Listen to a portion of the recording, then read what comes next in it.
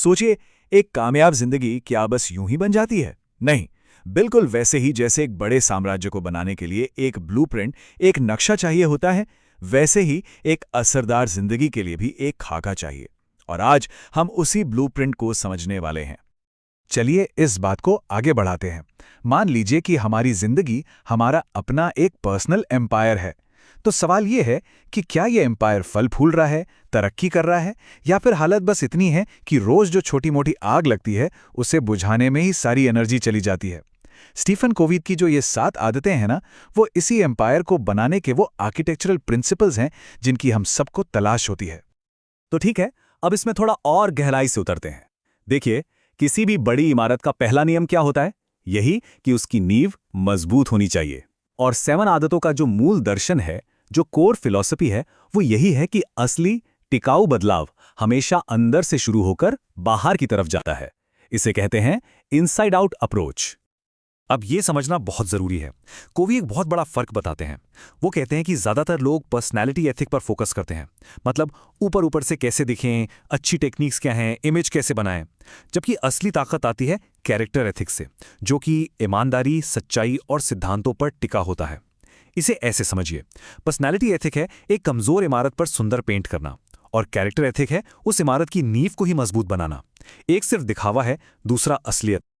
तो चलिए अब इस साम्राज्य को बनाना शुरू करते हैं। पहला पड़ाव है प्राइवेट विक्ट्री, यानी व्यक्तिगत जीत। इसका सीधा सा मतलब है खुद पर महारत हासिल करना। क्योंकि सोचिए, दूसरों के साथ मिलकर कुछ बड़ा करने से पहले खुद के साथ तो एक लय में आना जरूरी है ना। पहले खुद को तो जीतना पड़ेगा। और ये जो प्राइवेट विक्ट्री है, ये 3 आदतों से मिलकर बनती है। यही वो नींव है जो हमें किसी पर निर्भर होने से आज़ाद बनाती है। ये 3 आदतें हैं। पहली, प्रोएक्टिव बने। दूसरी, अंत को ध्यान में रखकर शुरुआत करें। और तीसरी, पहली चीजों को पहली जगह दें। तो सबसे पहली और सबसे बुनियादी आदत प्रोएक्टिव बनना। इसका मतलब क्या है? इसका मतलब है ये समझना कि हमारे साथ कुछ भी होता है और हम उस पर जो रिएक्शन देते हैं, उन दोनों के बीच एक छोटा सा गैप होता है। और उसी गैप में हमारी असली आज़ादी छिपी है, चुनने की आज़ादी। यही हमारे एम्पायर का कोना पत्थर है, आधारशिला। ये फर्क यहां बहुत साफ दिखता है। देखिए, एक होते हैं रिएक्टिव लोग। उनका पूरा ध्यान उन चीजों पर होता है जिन्हें वो बदल नहीं सकते, जिसे कोवी सर्कल ऑफ कंसर्न कहते हैं, मतलब चिंता का दायरा। दूसरी तरफ प्रोएक्टिव लोग अपनी सारी एनर्जी उन चीजों पर लगाते हैं जिन्हें वो कंट्रोल कर सकते हैं, जिसे कहते हैं सर्कल ऑफ इन्फ्लुएंस, यानी प्रभाव का दायरा। और होता क्या है, उनका ये प्रभाव का दायरा धीरे धीरे बढ़ता जाता है। अब आते हैं दूसरी आदत पर। इसे एक आर्किटेक्ट के ड्राइंग की तरह समझिए। सोचिए, क्या कोई भी इमारत बिना नक्शे के बन सकती है? पता ही ना हो कि बनाना क्या है?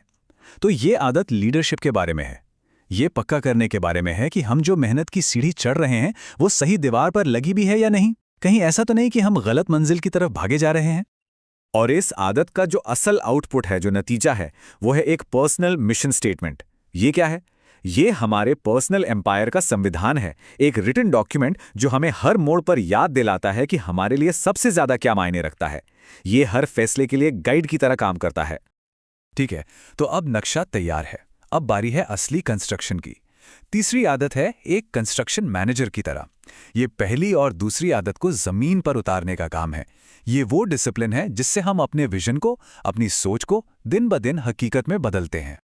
इसे समझने के लिए कोवी एक बहुत ही कमाल का टूल देते हैं, टाइम मैनेजमेंट मैट्रिक्स। यहाँ हमारे सारे कामों को 4 हिस्सों में बांटा गया है, इस आधार पर कि वो कितने अर्जेंट हैं और कितने जरूरी। ज्यादातर लोग अपनी जिंदगी क्वाड्रेंट I, यानी जरूरी और अर्जेंट कामों में, और क्वाड्रेंट 3, यानी अर्जेंट पर गैर जरूरी कामों में बिता देते हैं। लेकिन जो असल में असरदार लोग होते हैं ना, वो क्वाड्रेंट 2 पर फोकस करते हैं। ये वो काम है जो जरूरी तो है पर अर्जेंट नहीं, जैसे प्लानिंग करना, नई चीजें सीखना, रिश्ते बनाना।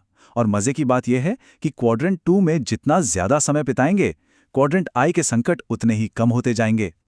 तो अब हमारी नींव, हमारी प्राइवेट विक्ट्री मजबूत हो चुकी है। अब हम अपने साम्राज्य का विस्तार करने के लिए तैयार हैं। और ये है दूसरा चरण, पब्लिक विक्ट्री। सीधी सी बात है, जब तक कोई अपने आप पर और अपनी प्राथमिकताओं पर काबू नहीं पा सकता, वो दूसरों के साथ मिलकर कुछ महान कैसे बना सकता है? ये मैं से हम तक का सफर है।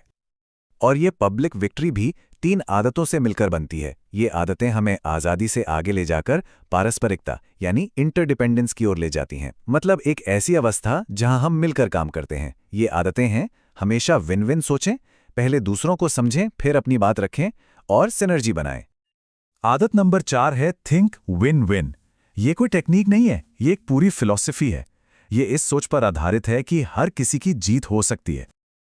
ये अबंडेंस मेंटालिटी से आती है, मतलब ये मानना कि दुनिया में सबके लिए बहुत कुछ है। ये सोच ऐसी नहीं है कि केक का एक ही टुकड़ा है और उसके लिए लड़ना है, बल्कि ये सोच है कि चलो मिलकर एक और बड़ा केक बनाते हैं। और यहाँ एक बहुत बहुत ज़रूरी बात है, अगर कोई ऐसा सोल्यूशन नहीं मिल रहा जिसमें दोनों की जीत हो, तो सबसे अच्छा ऑप्शन होता है नो डील। मतलब डील ही मत करो। किसी ऐसी डील में घुसने से अच्छा है जिसमें किसी एक का नुकसान हो कि वो डील हो ही ना। इससे लंबे समय के लिए रिश्ते बचे रहते हैं। अब आती है 5वीं आदत। इसे एक डॉक्टर की तरह समझिए। क्या कोई अच्छा डॉक्टर बिना बीमारी समझे सीधे दवा लिख देता है? नहीं, वो पहले डायग्नोस करता है।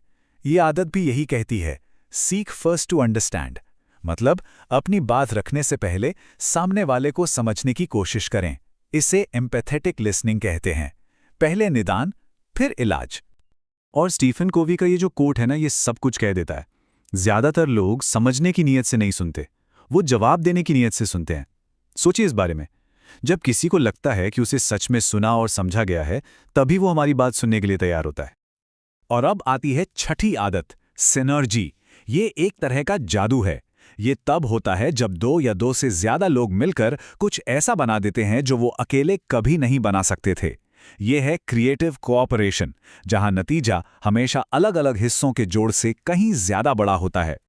इसका सीधा सा फॉर्मूला है 1 और 1, 2 नहीं बल्कि 3 या 4 या शायद उससे भी ज्यादा। सिनर्जी का बेस ही यही है कि हम मतभेदों को, अलग अलग विचारों को एक प्रॉब्लम की तरह न देखें, बल्कि उन्हें एक मौके की तरह देखें कुछ नया और बेहतर बनाने के लिए। तो अब हम आते हैं आखिरी और शायद सबसे जरूरी आदत पर। ये वो आदत है जो बाकी सभी 6 आदतों को जिंदा रखती है और लंबे समय तक सफलता को बनाए रखती है। ये हमारे साम्राज्य को मेंटेन करने और उसकी लेगेसी को आगे बढ़ाने के बारे में है। और वो आदत है शार्पन द सॉ, यानी अपनी आरी को तेज करना। ये अपनी सबसे बड़ी दौलत यानी खुद को बेहतर बनाने और सहेजने के बारे में है। उस लकड़हारे की कहानी की तरह जो पेड़ काटने में इतना बिजी था कि उसके पास अपनी कुंद हो चुकी आरी को तेज करने का भी वक्त नहीं था। नतीजा, वो धीरे धीरे बेकार हो गया। और ये नवीनीकरण 4 डायमेंशंस में होता है। पहला, फिजिकल। ये हमारे साम्राज्य का इंफ्रास्ट्रक्चर है, हमारी सेहत। दूसरा, मेंटल। ये हमारी स्ट्रैटेजिक इंटेलिजेंस है, मतलब सीखते रहना। तीसरा, सोशल इमोशनल। ये हमारी डिप्लोमैटिक टीम है, हमारे रिश्ते। और चौथा, स्पिरिचुअल। ये हमारे साम्राज्य का मकसद है, हमारे मूल्य, हमारी आत्मा। तो कुल मिलाकर बात यह है कि ये कोई वन टाइम प्रोजेक्ट नहीं है। ये जिंदगी भर चलने वाली एक प्रैक्टिस है, लगातार ऊपर की ओर बढ़ने का एक सफर। ये 7 आदतें एक इकोसिस्टम की तरह काम करती हैं, जहां हर आदत दूसरी आदत को ताकत देती है, उसे मजबूत बनाती है। तो ये सब समझने के बाद एक बहुत बड़ा सवाल हमारे सामने खड़ा होता है।